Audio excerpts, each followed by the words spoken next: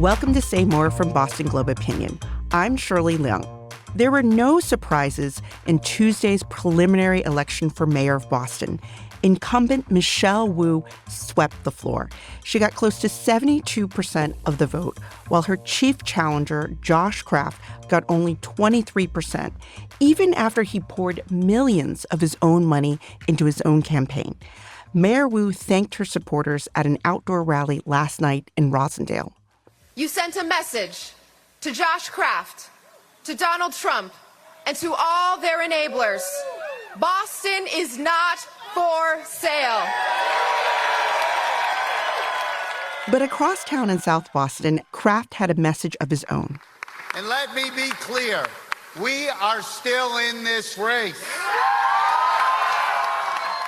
Here in the studio are two Globe writers who are here to offer insights into a race they've been covering all year long. Joan Vennochi is a Globe opinion columnist, and Emma Platoff is a political enterprise reporter at the Globe. Welcome to Say More. Nice to be here, Shirley. Thanks for having us. So let's get some first reactions. Joan, is it what you expected, this margin?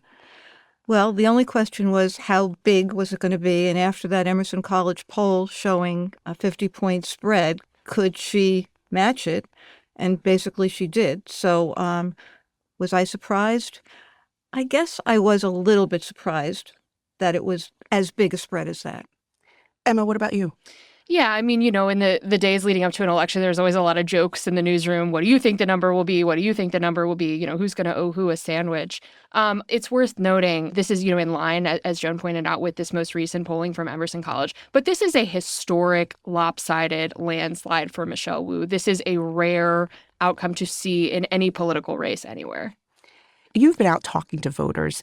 I mean, what did they say about what mattered to them, and why were they voting for Wu? Foremost for a lot of people right now is that there is a president, Donald Trump, in the White House that most people in Boston really disagree with. They feel that their city is under attack, and they see Michelle Wu as someone who is standing up to him and is defending their communities against him.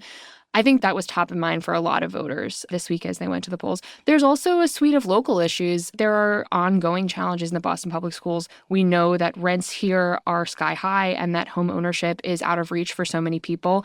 Josh Kraft spent this campaign trying to tie Wu to these issues, to these city challenges. And what we saw is that voters were sort of willing to give her a pass on them, even if they say, God, I cannot, afford another rent hike in Boston. It is so expensive to live here. They sort of forgive her for that. I had many voters say to me, she's doing her best, or what can a mayor really do to solve these problems? And so I think we saw that there were other things that were top of mind. I think to Mayor Wu's credit, she didn't take this race for granted either. I think she went into each neighborhood and took on those issues. And as much as Josh Kraft tried to make them flashpoints in the campaign, as you said, Emma, people kind of gave her a pass and decided that she was doing the best she could with a tough hand sometimes. Joan, that's a really good point. I mean, in her speech Tuesday night, she talked about how many campaign events she had, how many doors they knocked on. And even though she didn't raise as much money as Josh Kraft, I mean, she raised a lot of money for Michelle Wu. And so she really took this seriously. It'll be interesting to see what happens in the second half, in the next 2 months, if she continues to run as hard as she has been. I mean, I felt she was running most of the time as if it were against an imaginary candidate, not Josh Kraft. I mean, she was so tough. She didn't let up at all. She could have sort of sat back and sort of looked at even a 30-point lead and said, I don't have to be quite as tough as all that. But she didn't. I mean, she never let up. And last night, she didn't either.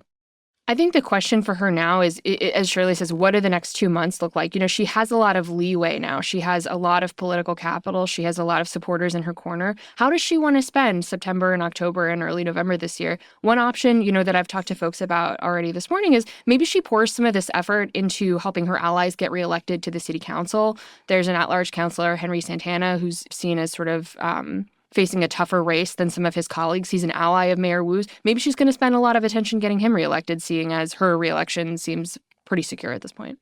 One of the defining features of this campaign so far is how nasty it's been. Josh Kraft and the super PAC supporting him spent millions on negative TV ads. Mayor Wu has failed on housing. Now she's taken $100 million from our schools to build a soccer stadium. Josh Kraft is the better choice. And then Wu herself, I mean, she returned those volleys. So, Emma, why do you think this race, which, was never really competitive from the get-go, why did it get so nasty and personal so quickly? One of the parallels that I have found instructive to this race is the 2024 San Francisco mayor's race, where we saw another wealthy outsider, another heir to a prominent fortune, Daniel Lurie of the Levi's family, oust an incumbent woman of color mayor in London Breed.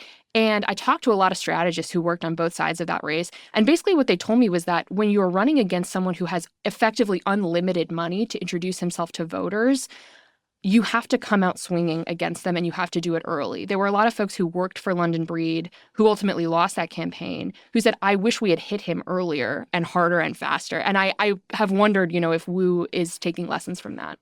She seems to enjoy hitting back at Kraft really hard. She loves it. Right. Well, part of it, I think, is that, Josh Kraft doesn't seem to have any innate political skills. I mean, he's a first-time candidate, and he doesn't seem a natural at it, to say it kindly. A year ago, before this happened, when people were just talking about might Josh Kraft get into this race against Michelle Wu, there was sort of this conventional wisdom that he heard that went, if Trump wins, it will be harder to take on Michelle Wu, right? She will have this powerful foil in the White House. She will be this powerful local voice of dissent. And that is going to make it that much harder for you to unseat her. And I think we've seen it borne out, that is all the more challenging for him.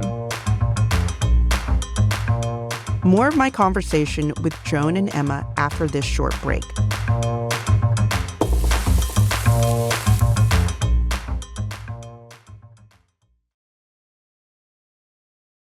Wu's star is rising on the national stage. I mean, we all remember the congressional hearing in March where she stared down the Republicans in Congress with ashes on her head and baby mirror in tow. How can you get a comprehensive immigration policy when you're defining it from the very get-go?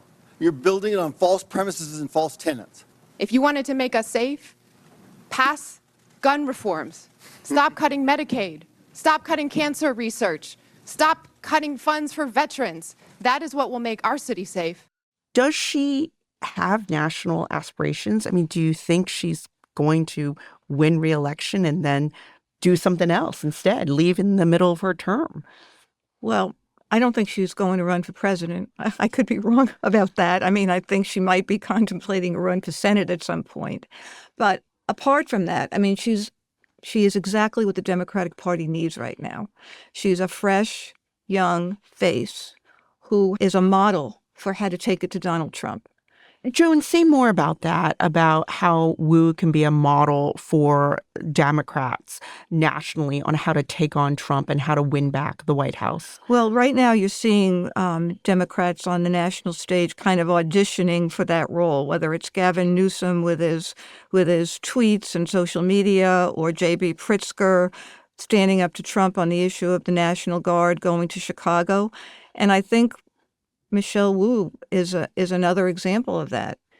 It's certainly true that Wu is occupying a bigger position on the national stage today than she was a year ago. I think back to the Democratic National Convention last summer when a lot of Massachusetts Democrats were on that stage, and she was not one of them. And I think it's sort of easy to imagine, right? Like if that convention were happening next week, maybe Michelle Wu gets a primetime slot. That said, when you put this question to her, as I have over the years, what she talks about is the power of local government and the change that you can make at the municipal level. There's a lot of ways to wield power in politics, and one way to do it is to stay in the same job for a long time. Wu worked for former Boston Mayor Tom Menino, who served for 2 decades and was able to reshape the city in the ways that he wanted to by virtue of staying in the job that long. And I think that's another possible course for her. That's something she could be thinking about as she celebrates her margin this week. I don't pretend to know Michelle Wu's inner thinkings, but I find it hard to picture her wanting to be mayor for 20 years. Yeah, I think she has. She likes the City Hall architecture more than other people do, so. That's true, and her piano is there, so. Well, I noticed Kraft at his Tuesday night speech. He really started leaning into this idea of Wu as someone who has more focused on higher office and making headlines on CNN than being the mayor of Boston. And it felt like almost I'm sure he said it before on the campaign trail, but it seemed like a new line of attack that he was trying to roll out. I mean, do you think that's an effective way to weaken Wu? A skillful politician might be able to make it an effective way. I'm not sure if Josh Kraft is the guy to do it. However, getting back to Tom Menino, his greatest strength was he did not have national ambition. All he wanted was to be mayor of Boston. And that was how he wielded power and consolidated it and did all the things that he did. So if Menino, her mentor, is also, the guide for who she wants to be, then it's going to be hard for Josh Kraft to do that. But I think it's a decent line of attack. You know, Michelle Wu also has another mentor, U.S. Senator Elizabeth Warren, who has harbored presidential ambitions. I mean, I do think Wu does want to seek higher office, but I also agree with Emma. I think she has a soft spot for being the mayor of Boston. She almost seems like from day one when she ran for city council, that was her goal. Her lifelong dream was to be mayor of Boston. And I don't think she would leave without checking off her to-do list. There are a lot of things she wanted to do. One campaign promise from 4 years ago that, we don't hear a lot about these days, and this is the Boston's Green New Deal. She's supposed to be the environmental mayor. She's probably facing some challenges doing that. But I feel like she has a long to-do list, and I think she'll try to stay, at least another term to get it done. I should know this, but when is Warren up for re-election? 2030. So maybe 2030. But a lot of people want to be senator, right? Yeah. In Massachusetts. I think the immediate question for Michelle Wu is, okay, you just won a lot of political capital, and what do you want to do with it? Is this a renewed push at the state legislature for issues that you have not been able to accomplish there in the past, things like rent control? Is this, you turn inwards and work on your own political brand and your positioning nationally? Is it you look at allies on the city council and see how you can get them across the finish line when they're facing more competitive races? I think she has a lot of power, and the question is, how will she wield it? What does the next 2 months on the campaign trail look like for Wu and for Kraft?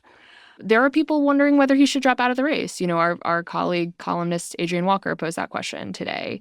There are probably people in his ear saying, hey, you still have a shot. Let's keep going hard at the mayor. Let's keep pouring money into this. We could put millions more.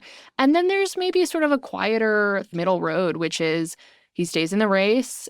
He keeps running against her. He tries to elevate some of the issues that are most important to him. But maybe he doesn't write himself another $3 million check. I think that will be pretty telling, right? How much of his own money does he continue to put into this race in the next 2 months? Because if he's not writing himself checks, that could be an admission that he sort of sees the writing on the wall. Joan, I thought you had a pretty good line in your column because I was convinced myself, I think he might drop out if it's a big margin. What was your thinking? I said the only thing worse than being a loser is being a quitter. And, I still believe that. I think the city still deserves an election, even if they don't want one.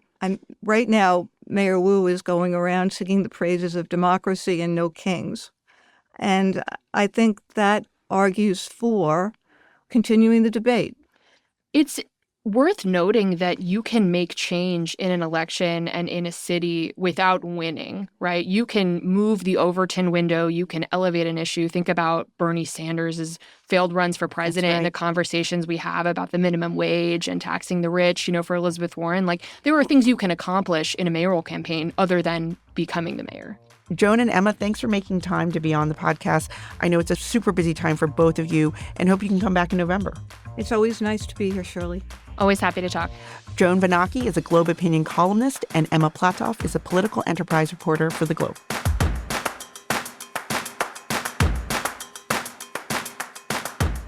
Say More is a production of the Boston Globe. Our producer is Sarah Birnbaum, and our engineer is Zuzair Ahmed. Jim Dow is our editor. You can reach us at saymore@globe.com. If you like the show, please leave us a review wherever you get your podcasts. I'm Shirley Leung. Thanks for listening.